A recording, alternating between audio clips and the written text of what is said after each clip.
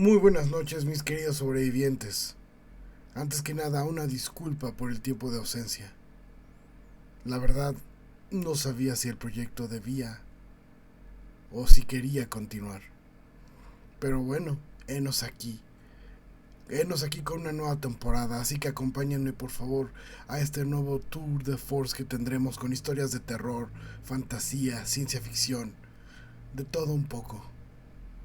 Es un nuevo principio, tal vez solo estamos retomando el camino, pero henos aquí. Así que, sobrevivientes, acompáñenme, presten un poco de su tiempo y toda su imaginación. Así que, bienvenidos una vez más a este subpodcast de Dark Universes Inc., donde mezclamos los universos, la oscuridad, la luz y la fantasía. La historia de esta noche, llamada de emergencia. La siguiente historia se recoge de testimonios y de un diario escrito a mano por el propio protagonista.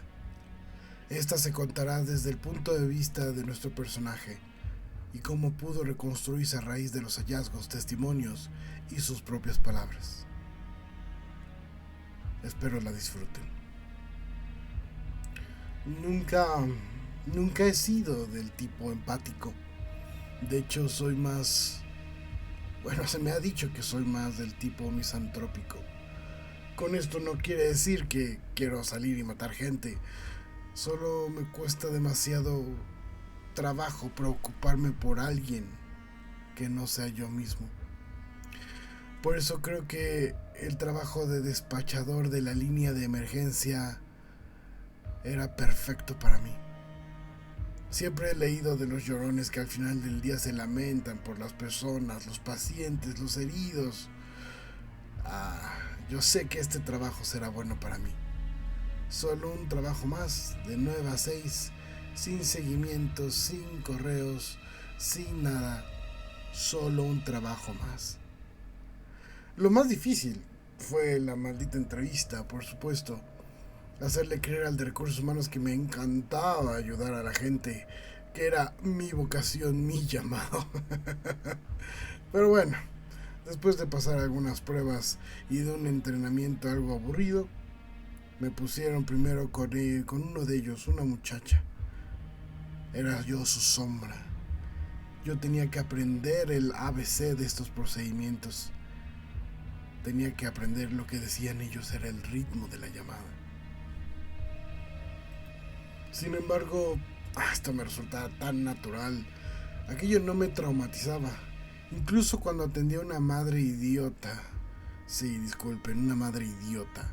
Que llamó diciendo que su bebé se había quedado atrapado. O mejor dicho, olvidado en el auto en medio del peor verano de la maldita ciudad por 6 malditas horas. Carajo. A veces lo más difícil era no reírme. Ay, sobre todo mis compañeros, mis amiguitos que viviendo toda una vida aquí, lo primero que te decían, no English, Spanish. Era una pena, tanto tiempo aquí. En fin.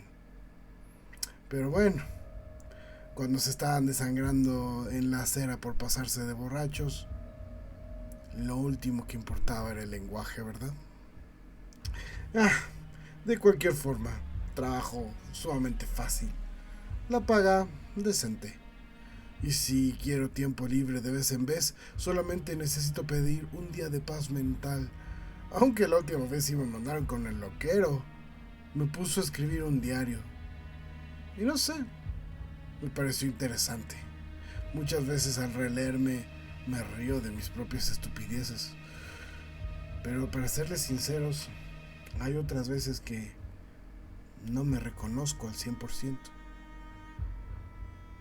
Bueno, el trabajo se hacía cada vez más tedioso, para ser sincero, cada vez más aburrido. Una persona llamaba a emergencias para reportar que no tenía luz y que no podía ver su novela. Y por eso nos llamaba. Otra que su vecina había mirado feo y le dijo algo en un idioma que no había entendido. Hace 6 meses. Las llamadas eran cada vez más ridículas y la verdad comencé a cansarme. Comencé a darme cuenta de que cada vez yo era más cortante con la gente. No, señora, si su perrito regresó sin correa a su casa, no es una emergencia. No, señor, si ya intercambiaron información de seguros, no hay nadie lesionado, no tiene por qué involucrar a la policía. No, señor, aquí no le hacemos una cita para que pueda encontrar el amor de su vida. Y un largo etcétera, un largo aburrido, tedioso y estúpido etcétera.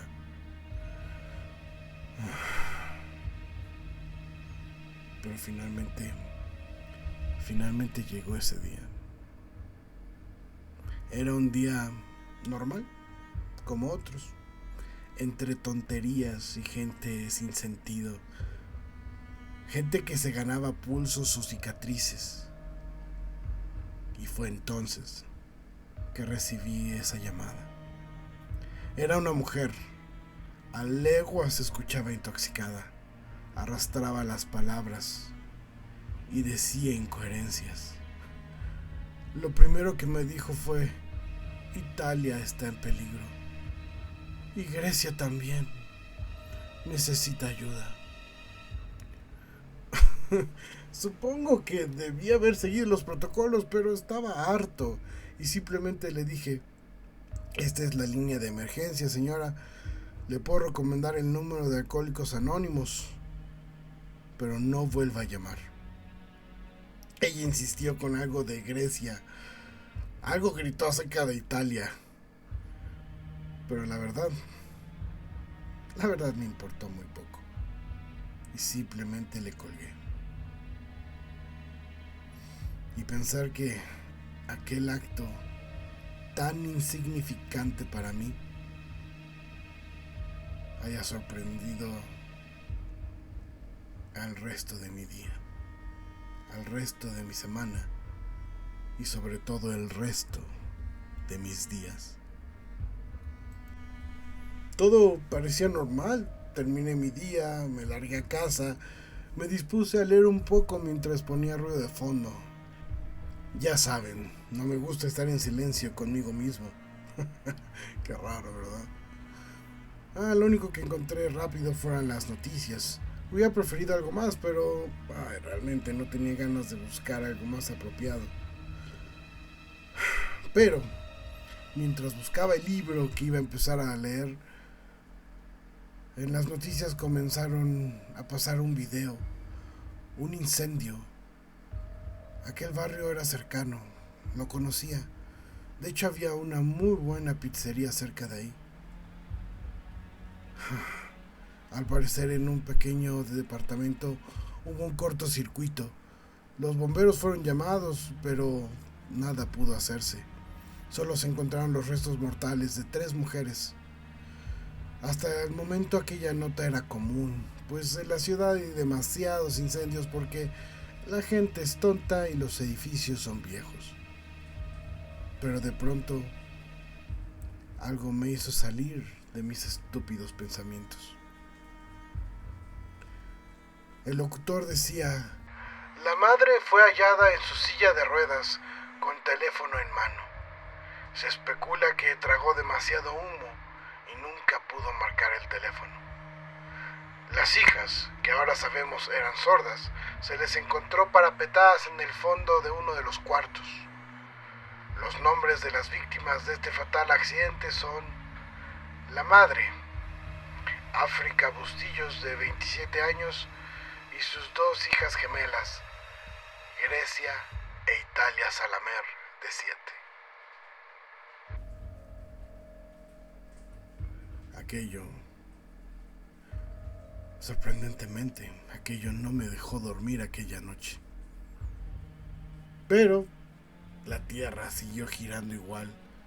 Las llamadas continuaron de la misma manera. No sentía culpa.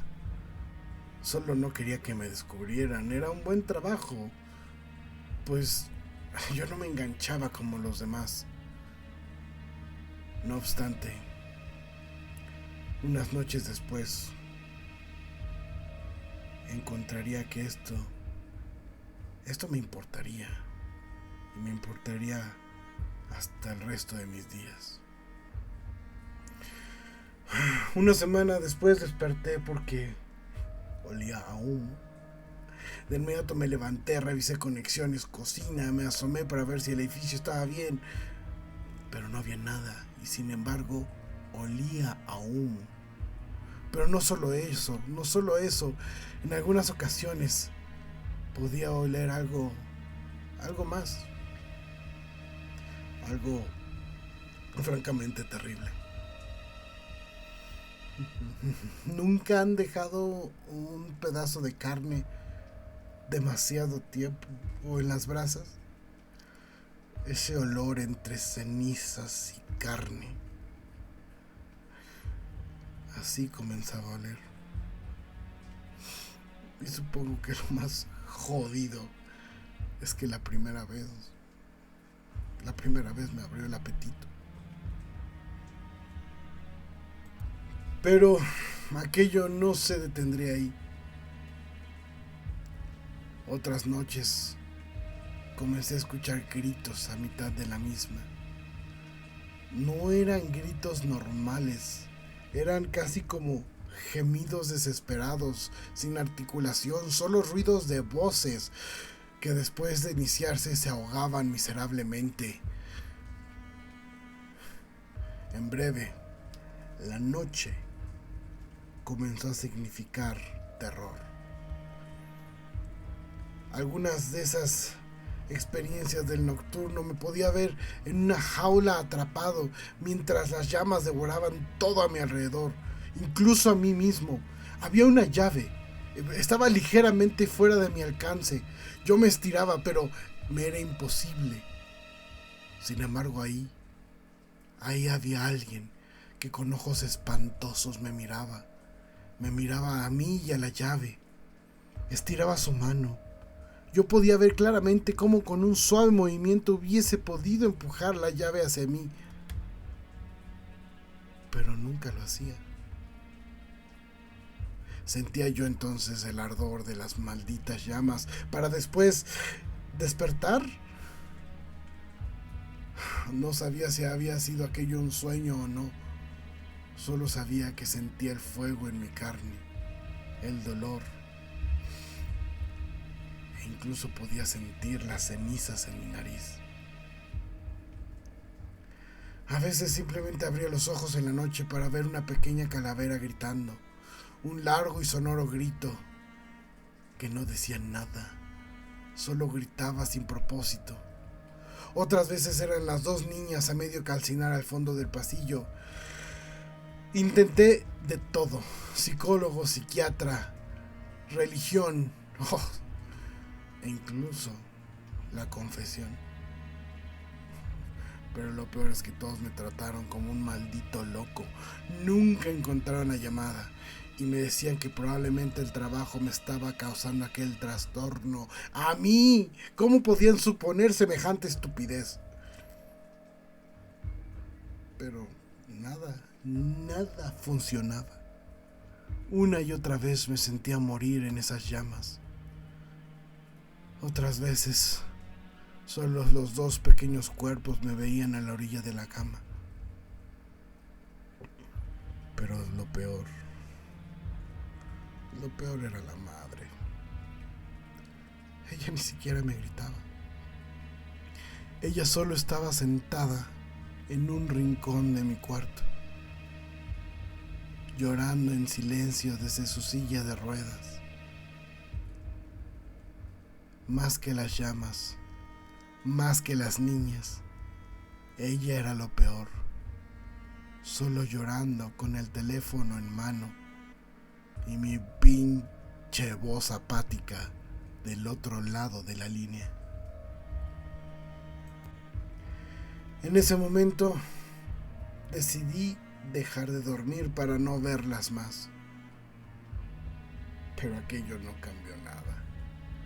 Ahora las veo a todas horas, a todo momento. Francamente esto ya dejó de ser gracioso. Dejó de ser incluso anecdótico. Hace días que no duermo. Hace tanto que no me siento bien. Y últimamente solamente quiero ir a hablar con ellas.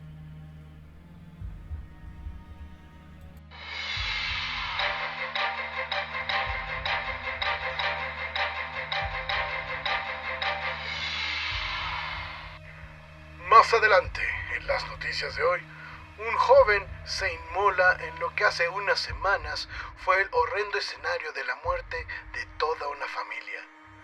El joven perturbado se prendió fuego mientras testigos decían que simplemente parecía dormir. Esto y más después de los comerciales.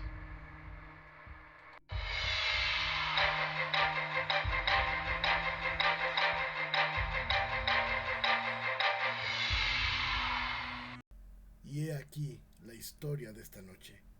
Espero la hayan disfrutado.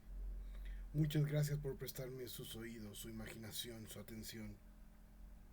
Les agradezco que estén aquí una vez más acompañándome en este su podcast de Dark Universes Inc. Se despide a ustedes Gashel, esperando volvernos a ver en un par de semanas con más historias de terror, fantasía y ciencia ficción. Hasta luego.